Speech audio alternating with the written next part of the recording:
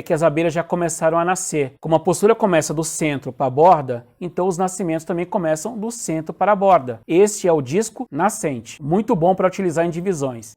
Fala pessoal, beleza? Tudo certinho? Meu nome é Carlos Freitas, eu sou meliponicultor e crio em casa abelhas nativas sem ferrão no meu meliponário urbano.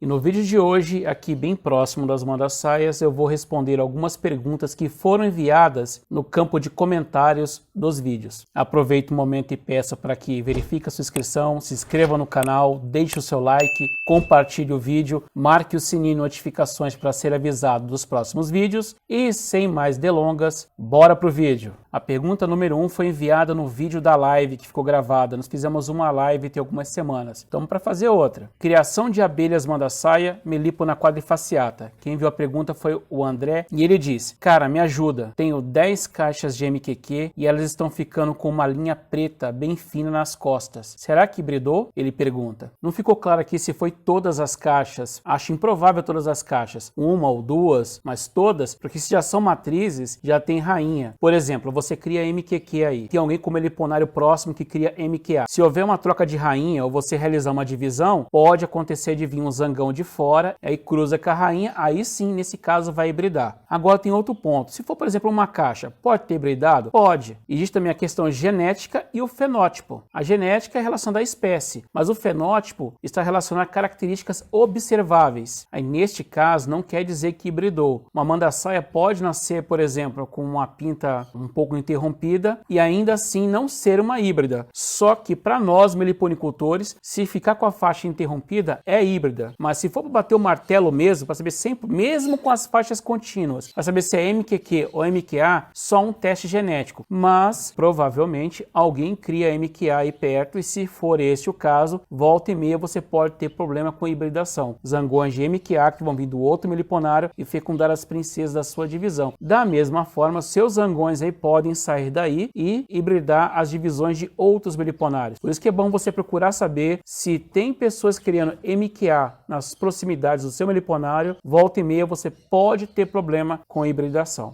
Outra pergunta do Carlos Gilberto: comprei uma jataí, é muito tarde para passar para a caixa? Carlos, eu não sei qual é a sua região que você mora, onde está seu meliponário. Só que nós já estamos no outono e em várias regiões do Brasil já começa a esfriar. Aqui no Paraná mesmo o tempo está bem frio e seco. Se o enxame está bem populoso e forte, talvez seja melhor proteger a isca, envolver com uma manta, com papelão e aguardar a primavera. E aí sim efetuar a transferência. Agora, se o enxame está fraco, minha opinião, porque pensa comigo, esse enxame está fraco, você pega a isca, você sente que está bem leve. Se você tirar, eu não sei como é que você confeccionou a isca. Se você tirar aqui, pelo menos a forma como eu faço, tiro o plástico, o papel é fácil para poder ver, dá para ver se a isca está vazia, cheia, enfim. Mas se você sente que a isca está leve, ou seja, tudo indica que não está populoso e não tem muitas reservas de mel e de pólen. Será que essa colônia aguenta chegar até a primavera? Nesses casos, eu esperar um dia que tivesse mais quente, uma tarde, por exemplo, se a tua região estiver muito fria. E aí faria a transferência, porque na caixa fica muito mais fácil para dar uma assistência para a colônia, se necessário. Então fica a seu critério. Eu faria a transferência, se o enxame estiver fraco. Se estiver forte, também daria para transferir, mas talvez seja melhor não mexer. Aí fica a seu critério, proteger a isca ou fazer transferência. Se for um enxame forte, vai aguentar chegar a primavera. Se for um enxame fraco, sem reserva de alimento, muito provavelmente vai morrer no inverno. E muito meliponicultor não gosta de, ficar alimentando o jataí, enfeitando muito, como alguns dizem, porque diz que é fácil capturar. Mas capturar jataí não é tão simples, não é tão fácil para todas as regiões do Brasil. Então, na minha opinião, vale a pena sim cuidar dessa colônia, fazer a transferência, aí sim, na caixa vai conseguir dar uma boa assistência, beleza? E lá no vídeo Divisão de manda-saia mais revisão e várias dicas de manejo com as abelhas, o Antônio Jacinto pergunta: olá amigo, uma dica, quando for colocar o algodão na caixa, molha ele e coloca dentro de uma tampa de garrafa PET. Abraço. Então, Antônio, eu só não comentei no vídeo, mas eu molhei o algodão sim. Eu não coloquei dentro de uma tampa, mas eu umedeci ele antes de colocar na caixa. É um teste que vários meliponicultores estão fazendo. Colocaram um algodão molhado numa lixeira e aí dessa forma as abelhas iriam fazer ali as suas necessidades de abelha.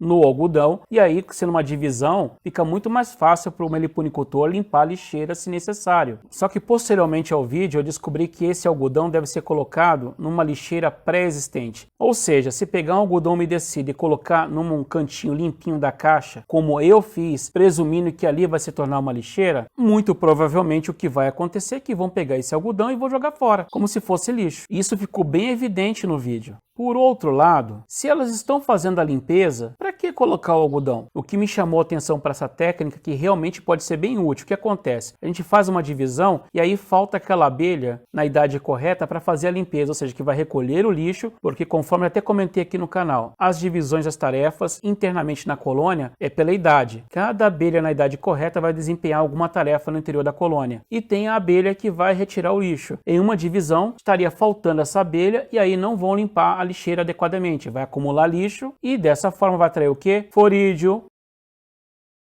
mosca soldado, ou seja, não vai ser bom. Então, nestes casos, eu acredito que o algodão umedecido pode ajudar. Mas aqui eu fiz errado. Eu coloquei o algodão umedecido num canto limpo da caixa e outros colegas meliponicultores já avisaram. Se fizer isso, elas vão pegar e vão jogar fora. Então, para mim aqui, eu não vou descartar completamente. Em futuras divisões, no momento propício, que as divisões que eu tenho aqui já estão em desenvolvimento. Em breve, inclusive, novos vídeos no canal. Elas estão estabilizadas. Então, se estão retirando o lixo, não precisa do algodão. Mas no futuro, se eu fizer uma divisão e a colônia estiver debilitada e não estiver retirando o lixo, aí numa lixeira já existente eu vou colocar o algodão umedecido e vou acompanhar. E aí veremos o resultado. E o Guilherme Henrique pergunta: comprei um enxame de mandaçaia há um mês atrás e elas não fizeram a entrada ainda. Isso é normal? É normal sim, Guilherme. O que acontece? Depende também de dois fatores. Se a entrada da caixa é muito pequena, tipo já passa uma, duas abelhas no máximo, porque além da entrada, elas também fazem um ajuste do túnel, para que passe uma abelha de cada vez. Uma abelha entra, uma abelha sai. Se isso já está sendo possível sem a entrada, por qual motivo teria que fazer a entrada? Outro ponto também é que pode estar faltando chuvas. Aqui mesmo no norte do Paraná está frio e seco nessa época. Barro molhado não tem. Então, as caixas que já possuem a sua entradinha de barro, já tem. Aquelas que não tem, muito provavelmente vai ficar um tempo sem ter. Salvo se elas encontrarem barro em algum local. Aí, nesse caso, elas fariam a entrada. Então, uma dica. Se você quer que elas façam a entradinha de barro, fura a caixa com uma entrada maior. Aqui eu utilizo uma serra-copo, mais ou menos com 22 milímetros. Cabe uma tampa de refrigerante, que eu vou rosquear aquela entradinha na frente. Essa entrada é grande, vai passar mais de 2, 3, 4 abelhas. Elas vão fazer o quê? Vão reduzir o túnel e vão fazer a entrada. Agora, se a questão for chuva, quando chover ou elas encontrarem terra molhada, elas vão coletar e vão fazer a entrada. Tenha paciência, é normal. Outra pergunta do Guilherme: amigo, o que seria essa postura verde? Sempre vejo comentando nos vídeos, mas não sei a diferença entre a postura verde e a madura. O disco verde é aquele disco que não é maduro. Óbvio, né? Então, no disco verde é onde foi feita a postura. A rainha coloca geralmente um ovo por célula e depois vem a operária e fecha essa célula. E aí fazem a postura numa nova célula. Várias células dessa vão formar o disco. O disco verde nas células tem ovos ou larvas nos estágios iniciais. Aí as operárias fazem uma camada de cera por cima do disco, deixa a camada de cera mais espessa. Então ele fica com aparência marrom escuro. Então o disco verde, na verdade, é marrom escuro. Tem ovos, tem as larvas, está cheio de elemento larval. A gente passa longe do disco verde, porque ele rompe com muita facilidade. E se ele romper e vazar o alimento larval, vai atrair florídeo, mosca soldado, e aí o resto é só tristeza. Por isso que quando nós realizamos divisões, e até fazemos vídeos sobre divisões, frisamos sempre: utilize os discos maduros e também, de preferência, pelo menos um disco nascente. Conforme as larvas vão se desenvolvendo para os últimos estágios, antes de nascer, as operárias vão roendo essa camada de cera e aí o disco vai tendo uma aparência mais clara. Este é o disco maduro. E quando nós vemos o disco maduro, uma falha no meio redondinho, é que as abelhas já começaram a nascer. Como a postura começa do centro para a borda, então os nascimentos também começam do centro para a borda. Este é o disco nascente. Muito bom para utilizar em divisões. E embora em alguns casos também utilize o disco maduro, leva alguns dias a mais para formar uma rainha, mas vai formar também. Então no básico do básico, essa é a diferença do disco verde para o disco maduro. Outra participação da pergunta do Guilherme: É possível usar lâmina de cera de ápice normal para as manda-saias? Estou pensando em tentar a minha primeira divisão na primavera, mas só tenho cera de ápice aqui. Guilherme, se você tem cera de ápice aí, então você, para ter uma cera mista, é um pulo. É só você pegar um pouco da cera da manda-saia, gel própolis mais resinoso, e aí pega essa cera de ápice e derrete. Eu vou deixar aqui em cima um vídeo, onde de forma resumida eu mostro como é que eu faço a minha cera mista. A cera mista nada mais é do que cera de ápice que foi derretida junto com a cera de abelha nativa. E por que fazemos a cera mista? Porque a ideia é ajudar as abelhas, não é? A cera de ápice ela é muito dura, é uma cera que vai dar muito trabalho para as abelhas processarem. E como a ideia é ajudar, então fazemos o quê? Fazemos a cera mista. Misturando a cera de ápice com a cera de abelha nativa e com o gel própolis da manda-saia mais resinoso, vai formar uma boa cera mista, o odor fica melhor também para elas, vai ficar muito mais fácil para elas processarem, porque vai ficar mais macia, e aí elas vão pegar essa cera e reciclar para fazer os potes e também na construção do invólucro do ninho. Oferece cera mista para elas que você vai ver, vai ser muito melhor. E o Guilherme Nakahata pergunta: qual a diferença entre uma divisão e uma matriz? É possível uma divisão virar matriz? A ideia é justamente essa, que uma divisão se torne matriz. A matriz é uma caixa mais velha, geralmente com 1 ano de idade. Já é bem populosa, tem ninho, sobreninho, pode ter inclusive melgueira também, bem estruturada, muitos potes de alimento, muito populosa, o que nos permite utilizá-la para uma divisão 1 para 1, quando disco e campeira da mesma caixa, ou 2 para 1. A gente vai coletar só discos dessa caixa ou campeiras, e aí fazer uma nova divisão. Em alguns casos, não é uma regra. Com 6 meses, o enxame já está bem forte e populoso. Poderia ser utilizado para uma divisão 2 para 1, mas não para retirar disco dessa caixa, retirar campeiras. Aí pega o disco maduro de uma matriz bem forte e utilizaria a campeira dessa divisão com 6 meses. Mas isso em alguns casos, só se a caixa estiver extremamente populosa. Então sim, uma divisão se torna matriz, essa é a ideia. Agora, se depois de 1 ano continua fraca, ela precisa de cuidados, ela não pode ser utilizada como matriz. Ou seja, em resumo é isso, uma caixa com pelo menos 1 ano e bem estruturada pode ser utilizada como matriz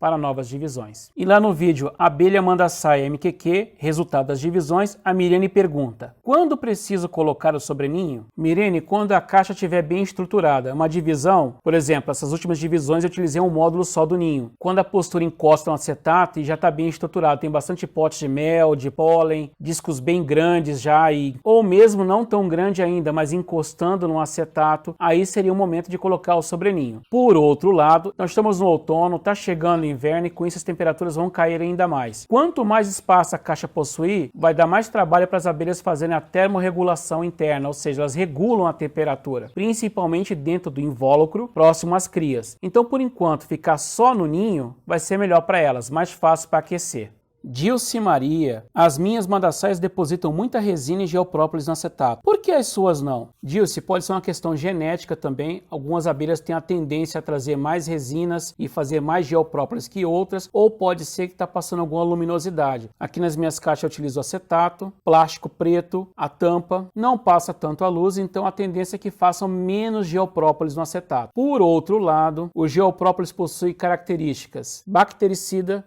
germicida e antifúngicas, e dessa forma faz muito bem para a colônia, então não é ruim. Muito geoprópolis é ruim para a gente enquanto meliponicultor para fazer o manejo, mas para elas é ótimo. Então dá uma olhada nas suas caixas se não está passando muita luminosidade pela tampa. Se estiver passando, este é o motivo de tanto geoprópolis. Caso contrário, também não é um problema. Geoprópolis faz bem para as colônias. Guilherme Henrique: qual o preço das divisões? Me manda uma mensagem no WhatsApp, eu só deixo claro que eu não faço envio, tem que retirar aqui em mãos. Eu não tenho como fazer envio por correio ou por transportador, até porque não está correto. Ou retira em mãos comigo, ou combinamos que alguma pessoa passar aqui e retirar, ou seja, alguém que sabe que está levando uma caixa de abelhas e vai levar com todo cuidado. Me manda uma mensagem que a gente conversa. E se você quiser fazer parte do nosso grupo no WhatsApp sobre meliponicultura, me envie uma mensagem para esse número de WhatsApp que está na descrição que eu adiciono, beleza? E por último, e também muito importante, lá no vídeo de transferência de abelha jataí da isca tronco 01 para a caixa racional Tetragonisca fibrige, o meu amigo lá do canal Acoponia Miranda e Mel pergunta: muito invólucro, será por quê? Aqui elas não envolvem o mel com invólucro. Então, Miranda, eu também não entendi por que isso aconteceu. Ela é mais clara, bem diferente das minhas outras jataís. Eu tô reparando isso já faz algum tempo. No sol, então, ela fica bem amarelinha, bem mais brilhante que as outras, e sempre me chamou a atenção, embora eu achava que era o local onde ela estava. Só que observando melhor, todas as características são da abelha Tetragonisca fibrige, e não da Tetragonisca angústula. Se observar o mesepo externo, ele é puxado para o amarelo. A abelha, no geral, é bem mais puxada para o amarelo claro. Então tudo indica que seja uma Tetragonisca fibrige, não uma Tetragonisca angustula. Então, para essa espécie, talvez seja normal fazer mais invólucro. E realmente, o que me chamou a atenção é que a isca estava bem leve quando eu peguei. Quando eu comecei a abrir, eu vi preenchido com o ninho até o topo. Bem diferente. Com as outras jataís, geralmente isso não acontece. E tinha até bastante mel, mas muito mais invólucro, como pode ver no vídeo. Então, para mim é novidade. Só tenho essa caixa por enquanto. Eu vou observar agora como ela vai desenvolver. E vamos ver mais para frente. Agora, fora esses sinais, que é uma abelha bonita, é muito linda. Maravilhosa. Meus amigos, então é isso. Deixa aqui embaixo nos comentários qual é a sua dúvida relacionada a manda-saia, divisão de manda-saia, transferência de jataí, manda-guari. Se ficou alguma dúvida, deixa nos comentários que eu quero saber. E se você ainda não é inscrito no canal, se inscreva, deixe o seu like, compartilhe o vídeo, ative o sininho de notificações para ser avisado quando sair os próximos vídeos no canal. Muito obrigado e até o próximo vídeo.